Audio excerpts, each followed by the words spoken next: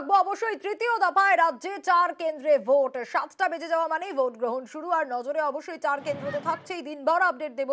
যেমন মালদা উত্তর, মালদা দক্ষিণ, তারই পাশাপাশি মুর্শিদাবাদ এবং জঙ্গিপুর লোকসভা কেন্দ্র। মুর্শিদাবাদ লোকসভা কেন্দ্র, সেখানকার প্রার্থী আবু তাহের খান বিজেপির তরফে গৌরীশঙ্কর ঘোষ, অন্যদিকে সিপিএম এর মোহাম্মদ সেলিম। একেবারে হাড্ডাহাড্ডি লড়াই। অন্যদিকে জঙ্গিপুরে সেখানে প্রার্থী এবারও খালিলুর রহমান। 2019-এও খালিলুর রহমান ছিলেন বিজেপির তরফে, 2019-এ মাহফুজা খাতুন ছিলেন, কিন্তু 2024-এ ধনঞ্জয় ঘোষ বিজেপির প্রার্থী, এবং তারই পাশাপাশি কংগ্রেসের এবার মোর্তাজা হোসেন প্রার্থী। আমরা মালদা উত্তরের দিকেও নজর রাখবো। এখানে প্রাক্তন আইপিএস একদিকে প্রসূন বন্দ্যোপাধ্যায় তৃণমূলের তরফে, বিজেপির তরফে খগেন মুর্মু এবং কংগ্রেসের তরফ থেকে মোস্তাক আলম। আমরা নজর রাখবো মালদা উত্তরের দিকে, যেখানে মালদা উত্তর 7 বিধানসভা কেন্দ্র, হাবিবপুর, গাজল, চাঁচল, হরিশ্চন্দ্রপুর, মালতীপুর, রতুয়া এবং মালদা, এই 7 বিধানসভা কেন্দ্র নিয়েই মালদা উত্তর লোকসভা কেন্দ্র। আপনাদের জানিয়ে রাখি, এখানে প্রার্থী, এখানেও হাড্ডাহাড্ডি লড়াই। তৃণমূলের তরফ থেকে প্রাক্তন আইপিএস প্রসূন বন্দ্যোপাধ্যায় প্রার্থী, বিজেপির তরফ থেকে খগেন মুর্মু এবং কংগ্রেসের তরফ থেকে মোস্তাক আলম। আমরা নজর রাখবো। মৈত্রেয়ী আমাদের প্রতিনিধি রয়েছেন আমাদের সঙ্গে। মৈত্রেয়ী, এই মুহূর্তে তুমি যেখানে রয়েছে, 7টা বেজে গিয়েছে, ভোট গ্রহণ কি শুরু হয়ে গিয়েছে? নিশ্চয়ই শুরু হয়ে গিয়েছে।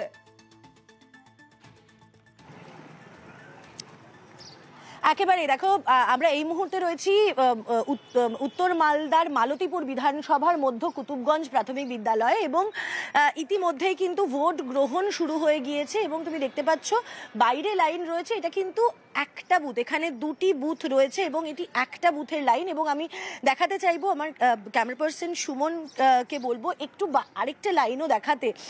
প্রচুর মানুষ সাত সকালেই কিন্তু এসে লাইন দিয়েছেন। সেখানে মানে বয়স্করা রয়েছে, ইয়াং ভোটাররা রয়েছে, তার সঙ্গে সঙ্গে কিন্তু মহিলারাও চলে এসেছেন, তারা ভোট দেওয়ার লাইনে তারা বসে রয়েছেন। একটুখানি আমি কথা বলে নেওয়ার চেষ্টা করব ভোটারদের সঙ্গে। কাকা, সকাল সকাল ভোট দিতে চলে এসেছেন? হ্যাঁ, কোনো যাতে অশান্তি না হয় তার আগেই ভোট দিয়ে দেওয়া নাকি? হ্যাঁ হ্যাঁ। অন্য ভোটারদের সঙ্গে, মহিলা ভোটারদের সঙ্গে একটু কথা বলার চেষ্টা করব। তারা প্রত্যেকে এসে সকাল সকাল এসে লাইন দিয়েছেন। কটা থেকে এসে লাইন দিয়েছেন মা? 7:30। 7:30 চলেছেন, সকাল সকাল ভোট দেওয়ার লাইনে চলে এসেছেন? হ্যাঁ। কেন, মানে যাতে ঝামেলা এড়ানো যায়? হ্যাঁ, শান্তিপূর্ণভাবে যেন দেওয়া যায় ভোটটা, সুস্থভাবে। এখানে ভোট কিরকম ভাবে হয়? শান্তিপূর্ণভাবে ভোট হয়? আমি একটু জানতে চাইবো মা, এখানে শান্তিপূর্ণ ভোট হয় কি? কেমন ভোট?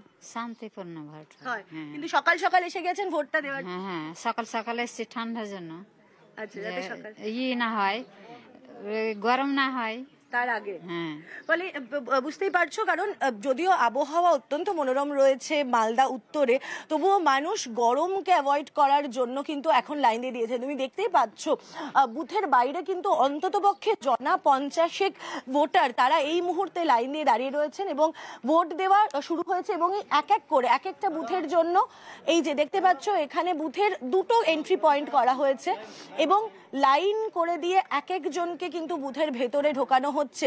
প্রত্যেকের ভোটার আইডি কার্ড দেখে এবং এক একজন করে তাদের নথি খতিয়ে দেখে এক একজন মহিলা এবং একজন করে পুরুষ ভোটার তাদেরকে ভেতরে পাঠানো হচ্ছে, অ্যালাউ করা হচ্ছে। আমরা একবার বুথের ভেতরে যাওয়ার চেষ্টা করব এবং দেখানোর চেষ্টা করব বুথের ভেতরের লাইনের পরিস্থিতিটা।